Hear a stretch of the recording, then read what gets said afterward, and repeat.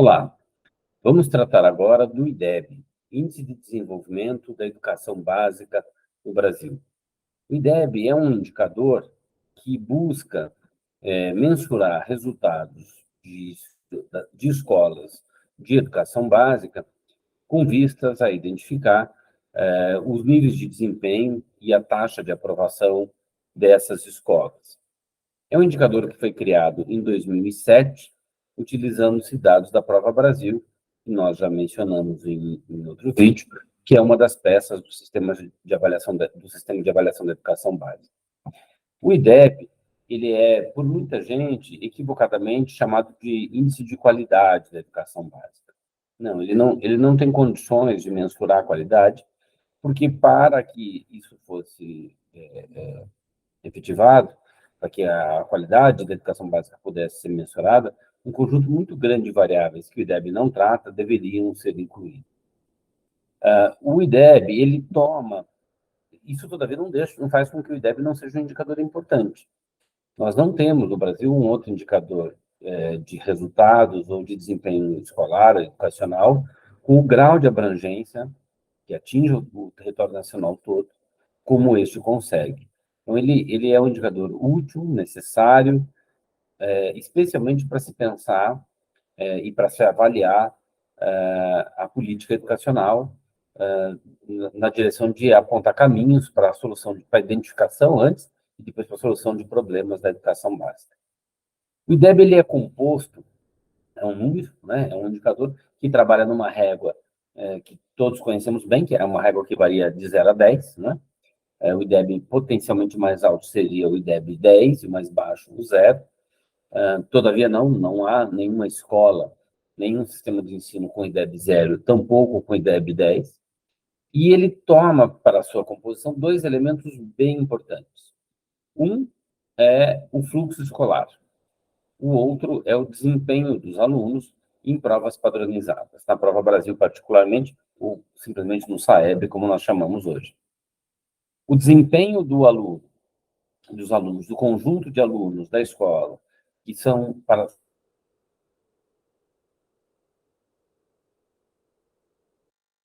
ao fluxo escolar, particularmente com a taxa de aprovação.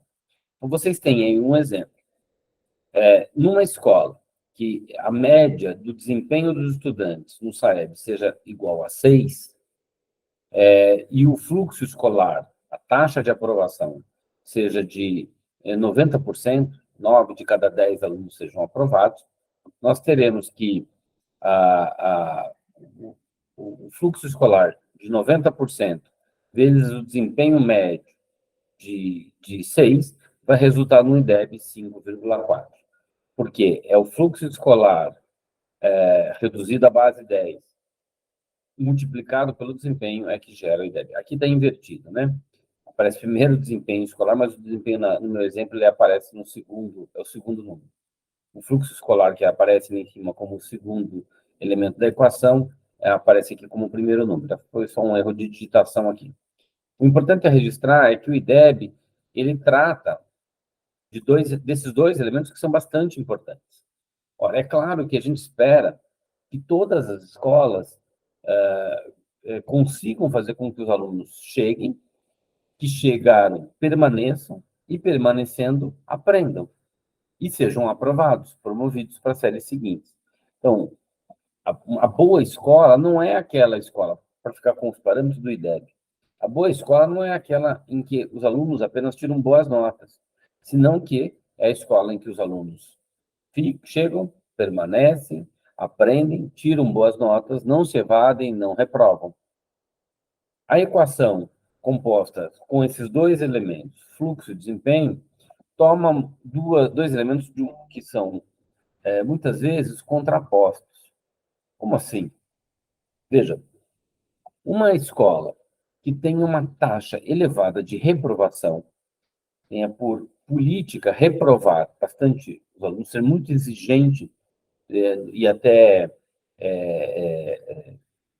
irrealisticamente exigente, né? Cobrar excessivamente, vai ter uma taxa de reprovação maior. Todavia, aqueles alunos que conseguem ser aprovados e chegar nas séries mais elevadas à trajetória escolar, ao serem avaliados lá no quinto ano, no nono ano, ou no ensino médio, no final do ensino médio, tenderão a ser alunos com altas notas, com alto desempenho. Sim, porque o filtro seletivo foi muito grande, a taxa de reprovação foi muito elevada, a taxa de aprovação é baixa. Mas essa, segundo o IDEB, não é uma boa escola. Então, ainda que seja uma escola cujos alunos teriam alto desempenho em provas padronizadas, ela não se configura como uma boa escola porque ela tem uma taxa de aprovação baixa. Então, o que explicaria o desempenho mais elevado é justamente o fato de que ela foi muito restritiva no processo de promoção de alunos. Por outro lado, uma escola que aprove todos os alunos, não há reprovação, mas onde os alunos não têm bom desempenho, porque talvez não lhe seja ensinado o que lhe seria devido, tampouco pode ser considerada uma escola boa. A ideia do IDEB é juntar justamente esses dois elementos. Os alunos chegaram na escola, os alunos devem permanecer na escola, eles devem aprender, ter bom desempenho e não reprovar. Como eu dizia, isso são elementos, aspectos importantes, mas insuficientes para dimensionar a noção de qualidade. De um lado, porque ainda que a taxa de aprovação seja um bom demonstrativo de uma escola mais inclusiva, ou menos excludente, pelo menos, de outro lado, a prova, o tal do desempenho, é sobre a prova é, padronizada em cima de duas disciplinas, no caso do ensino fundamental 1, nos anos iniciais, e de duas disciplinas, matemática e leitura, né? Também para os anos finais do ensino fundamental, e aqui acrescido com ciências naturais e ciências sociais para uma amostragem de escolas. Portanto, na verdade, o IDEB é só tomado realmente o desempenho em matemática e língua portuguesa. Ora, a formação escolar é muito mais ampla, aquilo que a escola oportuniza e quer oportunizar na formação dos seus estudantes de ensino fundamental e médio é muito mais do que o ensino das matemáticas e da leitura. Por isso, definitivamente, ainda que esse desempenho seja importante, ele é insuficiente para metrificar, para buscar parametrizar, avaliar a qualidade. Bom, aí tem, junto com esse, alguns outros problemas que a gente identifica na existência e uso do IDEB. Então, ele é tratado como, muitas vezes citado como um indicador de qualidade, como eu dizia, mas efetivamente não é, e ele é seguidamente tomado como um parâmetro para um ranking, para uma classificação. Isto é, tão logo o resultado do IDEB é publicado, e isso é produzido a cada 2 anos, normalmente nos anos pares, tomando-se o resultado do SAEB do ano anterior, que é sempre executado nos anos ímpares, imediatamente imprensa, secretarias de educação, buscam classificar e colocar em ordem decrescente, normalmente, as escolas conforme o seu desempenho no IDEB. A melhor escola, e a imprensa está cheio de exemplos já, de matérias e matérias sobre, dando notícia das escolas, das melhores escolas, tomando como parâmetro o desempenho no IDEB. Na outra ponta, por vezes, expondo escolas com as chamadas piores escolas, porque tem um IDEB menor. Essa ideia de um ranking, de tomar o IDEB como um elemento ranqueador da qualidade das escolas, é um equívoco absoluto. Não contribui em nada para o desenvolvimento da educação, e especialmente, não só não contribui, como atrapalha a busca por solução dos problemas educacionais escolares. Um segundo aspecto, também problemático no IDEB, tem a ver com o treinamento para o teste e a burla, portanto, ao sistema. Ora, se o IDEB é um indicador cujo objetivo é servir de parâmetro, de termômetro, para se verificar o desempenho das escolas, alguns prefeririam dizer da qualidade das escolas, de qualquer maneira, ele perde um pouco o sentido quando o ensino passa a ser baseado na preparação dos alunos para as provas externas, o chamado ensino para o teste. Isto é uma espécie de burla ao indicador, porque se o papel do indicador, como eu dizia, é de servir de parâmetro ou de termômetro, esse termômetro está descalibrado, porque não se trata de verificar o nível de desempenho de alunos numa escola regular, senão que numa escola como na prática acaba ocorrendo, que está reorganizando o seu processo pedagógico de ensino, priorizando, se não que atuando basicamente de maneira exclusiva na formação dos estudantes para um bom desempenho nos testes e, consequentemente, para um bom desempenho no IDEB. Essa ênfase no ranking, essa ênfase no treinamento do teste, são elementos que, de fato, comprometem e fazem com que o indicador acabe tendo parte da sua eficácia comprometida. Um outro problema, e isso tem menos a ver com o índice em si, e mais com a forma como a sociedade faz uso dele, é pela falta de compreensão que a imprensa, e muitas vezes os próprios educadores, têm sobre o que está contido no IDEB e como é que ele é calculado, a ponto de se repetir expressões como essa. A melhor escola, a escola de melhor qualidade, porque tem um IDEB muito alto, ou a pior escola, escola péssima, de péssima qualidade, porque tem um IDEB muito baixo. Sem entender o que está sendo mensurado, sem entender o que está contido no indicador. Porque o conhecimento disso, de fato, faria com que as pessoas revissem essas afirmações, porque elas não fazem sentido. E, como eu já criticava inicialmente, o IDEB é um indicador que não contempla uma série importante de aspectos da vida escolar e da vida do entorno. Por exemplo, ele não relativiza o desempenho dos estudantes considerando o nível socioeconômico das famílias, relativizando o território, o lugar onde a escola está inserida e a influência disso sobre o processo formativo. Mas, ok, esses são outros elementos, vamos dizer, externos à escola. Mas ele tampouco considera elementos do próprio fazer pedagógico ou da organização da escola. O porte da escola, o tamanho das turmas, o perfil de formação dos docentes e, especialmente, no sentido mais estrito, os conteúdos e conhecimentos ensinados e aprendidos em outras áreas de conhecimento que não apenas matemática ou leitura. A história, a geografia, as ciências naturais, a educação física, artes, a língua estrangeira moderna, dentre outros elementos, não estão contidos, não são contemplados minimamente nesse indicador. Agora, por outro lado, de fato, ele é um índice, é um indicador, como eu mencionava antes, que se apresenta como um instrumento importante para a política educacional. Porque se não, se a comparação entre escolas com o IDEB carrega alguma dimensão problemática, a comparação da escola com ela própria, tomando o IDEB como a régua comparativa, ela pode ser interessante.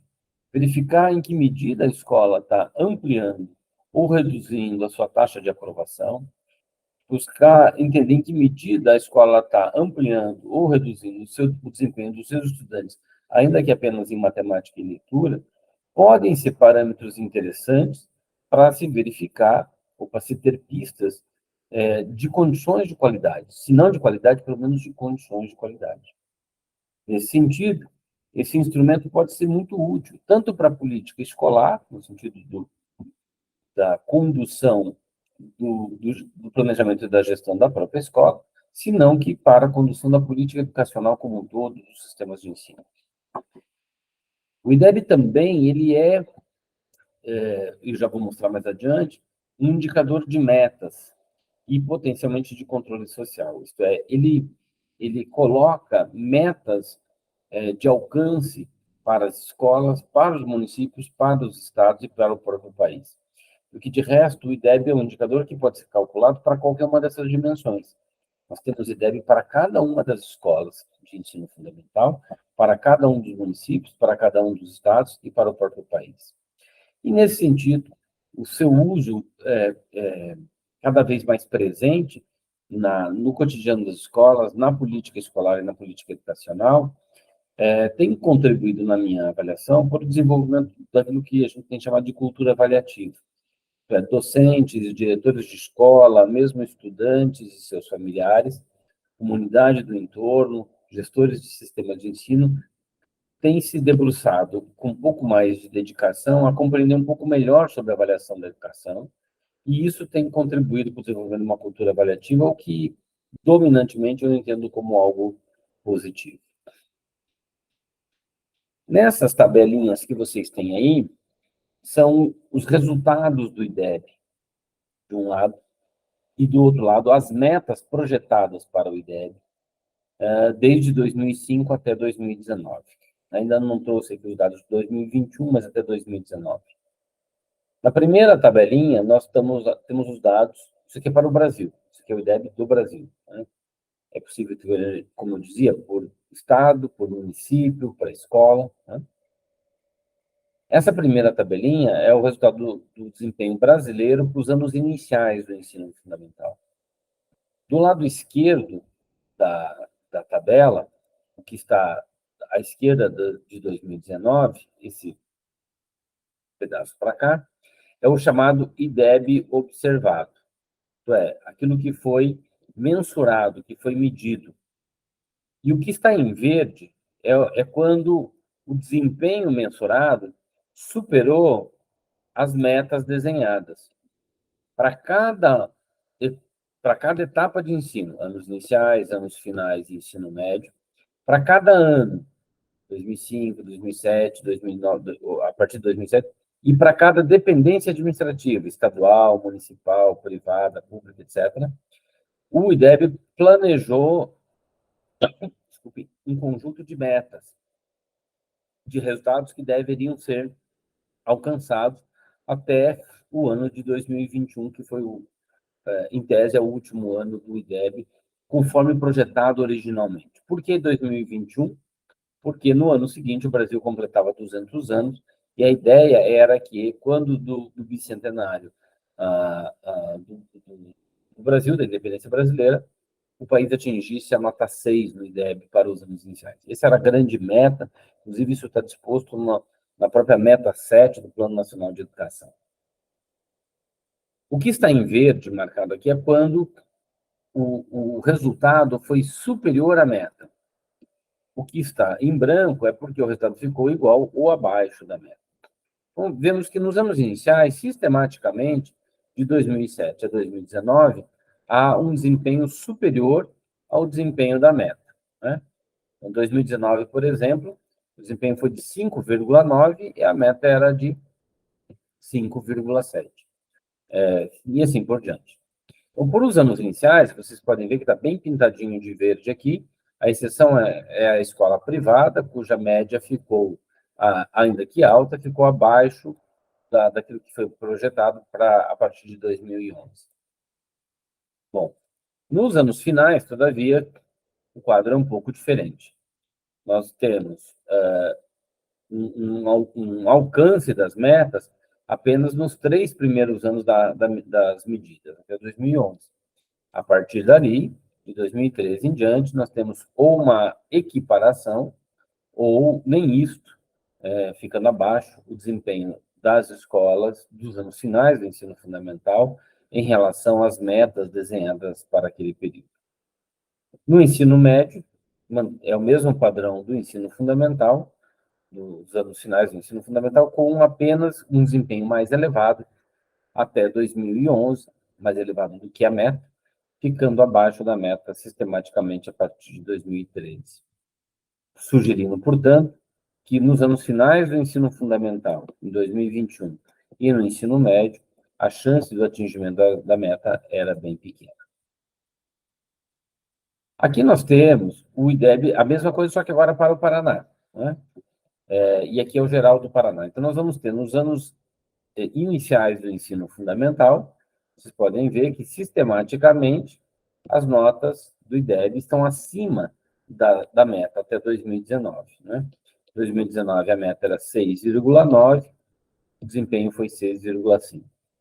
Nesse caso, eu deixei em laranja, ou amarelinho, acho que é laranja essa cor, quando o desempenho empata com a meta. Né? Desculpa, em amarelo quando ele fica abaixo da meta, e em cinza quando ele empata com a meta, e verde, obviamente, quando ele supera. Nos anos finais do ensino fundamental, nós tivemos acima da meta apenas 2007 e 2009, Depois, sistematicamente, no Paraná, nós ficamos abaixo da meta, porém, em 2019 há um empate. O Estado alcança o desempenho que tinha sido desenhado para ele, de 5,3. Já no ensino médio, não. Ainda que por mais um ano a mais do que no Fundamental 2, nós tenhamos tido um desempenho acima da média, no caso do ensino médio, a partir de 2013, sistematicamente o resultado tem ficado abaixo da meta desenhada. E, finalmente, aqui temos Curitiba, onde também nós vamos encontrar nos anos iniciais um desempenho acima da meta, para quase todos os anos, com um alcance, com um empate da meta para o último ano, 2019, que era de 6,5. Nos anos finais do ensino fundamental, a gente tem também no começo um desempenho acima da meta, um empate com a meta e depois uma queda, ainda que a gente tenha enxergado um desempenho crescente de 2013 a 2019, em 2019 ainda assim o desempenho foi inferior ao que tinha sido projetado para a cidade, para os anos finais do ensino fundamental. Já no ensino médio, todavia, nós não temos metas e medidas para o IDEB do ensino médio por municípios até 2015. Temos apenas a partir de 2017. E em 2019, em Curitiba, as escolas do ensino médio suplantaram a meta desenhada. Aqui está um desenho, um mapa que plota o atingimento ou não, o cumprimento ou não das metas do IDEB para o ano de 2019, isso para o ano de 2019, estão pintados de azul, aqui é ambos iniciais, estão pintados de azul os estados que o desempenho do IDEB ficou acima da meta, incluindo o estado do Paraná. Isso no geral, né, primeiro aqui incluindo. Em verde estão pintados aqueles que atingiram a meta. Minas Gerais, por exemplo, empatou com a meta. E estão em vermelho apenas 3 casos: Amapá, Distrito Federal e Rio de Janeiro, em que o desempenho ficou abaixo da meta para os anos iniciais. Para os anos finais, vejam que o quadro, o mapa, melhor dizendo, está pintado de um jeito bastante diferente. Exceção feita a Goiás e ao Paraná, que superou a meta, que atingiu a meta, e Amazonas, Piauí, Ceará, Pernambuco e Alagoas, todos os demais ficaram abaixo da meta. Bem, essencialmente era isto. Eu tenho a impressão que o IDEB, eu estou seguro, melhor dizendo, que o IDEB é um instrumento importante, ele tem um potencial de uso que pode contribuir para a política de avaliação e, consequentemente, para a política educacional como um todo, mas ele não deve ser a razão pela qual a escola se organiza, ensina e tenta fazer os meninos aprenderem.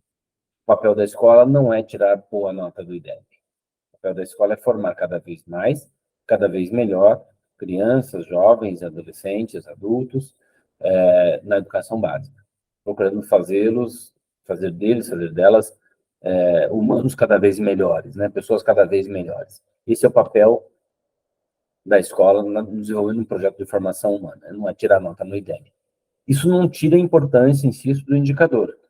Como todo indicador, a tarefa do IDEB é indicar, é trazer parâmetros, trazer informações que nos ajudem a pensar sobre a realidade educacional. Mas ele não é a expressão conclusiva da qualidade educacional. Hoje ficamos por aqui. Até mais.